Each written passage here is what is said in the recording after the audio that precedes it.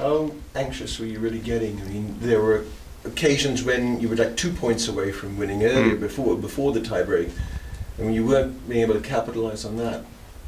How anxious were you? No, not anxious. I mean, he's one of the best servers on tour, so on his serve anything can happen. I was just happy to take my chances at 5-all in a break here, get that break with a very good point, and then capitalize it at 6-5 and to win the match. And that's what I remember. You talked about it after the match, but how huge is this for your confidence? Close matches this season. Very. I mean, as I said, if you look at all the tournaments that I did last year, all the tournaments I did well in, I won very close matches in the first rounds. So it's very important for me. I think I'll be playing better the next matches, hopefully, and then we'll see. I have a question about Novak. He's been struggling lately with the 3 consecutive losses. Like, what's your opinion about it? I actually practiced with him here, and I thought he's playing unbelievable again. Like, actually, in practice, he was playing really well, and serving okay. I mean, returning as he always does, not missing the ball. So in Indian Wells, I mean, maybe it was not surprising that he would lose because it was basically 3 weeks after surgery. Here, I was a little bit surprised because actually I thought he's playing really well again, and he could have gone far here. But you can ask. I mean, you have to ask him what he thinks went wrong. What's your take on the ITF proposal regarding Davis Cup? You think it's going to be Davis Cup after all with all these changes if they go through?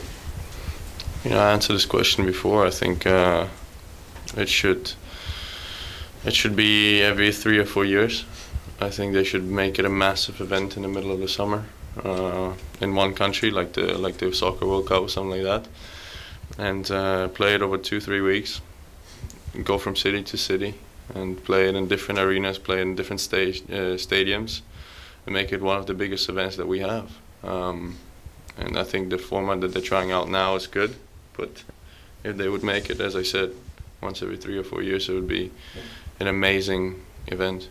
Doesn't matter what. Smaller federations probably will miss out then, right? Why?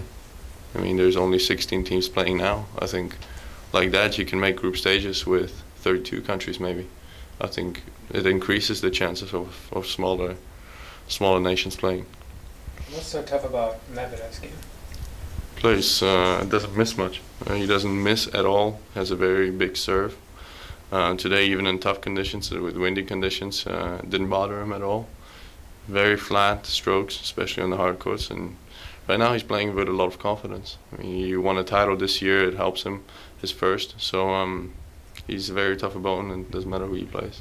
You know him well off the court at all? Yeah, us young guys, we all get along. We all get along quite well. We do stuff outside the court.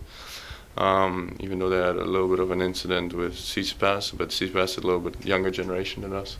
You know, even me, he's only half a year younger than me, but I was always playing with the older guys and juniors, so I know them better than that generation. But yeah, we all get along. I mean, Kyrgios, I get along with other guys, Kokonakis, Medvedev, Kachanov, Rublev. We all really get along. Do you think that, you know, there's been so much focus on you and Kachanov and Nick and you guys, that maybe for the public that Medvedev is a little bit, he's an unknown quantity and underestimated by the public. I'm not saying by you guys, that hasn't got quite the attention. Because we know he's just as good as us. I know that he thinks that as well. I know that he thinks he's just as good as Kachanov, he's just as good as Rublev, just as good as other guys. And every time he steps on court, he shows that. Again, especially against us, I think he has a pretty good record against young guys. So he's not the most flashy player. He has maybe a little bit of a weird technique or something like that, so maybe that's why he's not standing out like the other ones. I mean, the other ones hit the ball 150 miles an hour every single time they get a chance. So that's a little bit different, but no, he's definitely up there with all of us.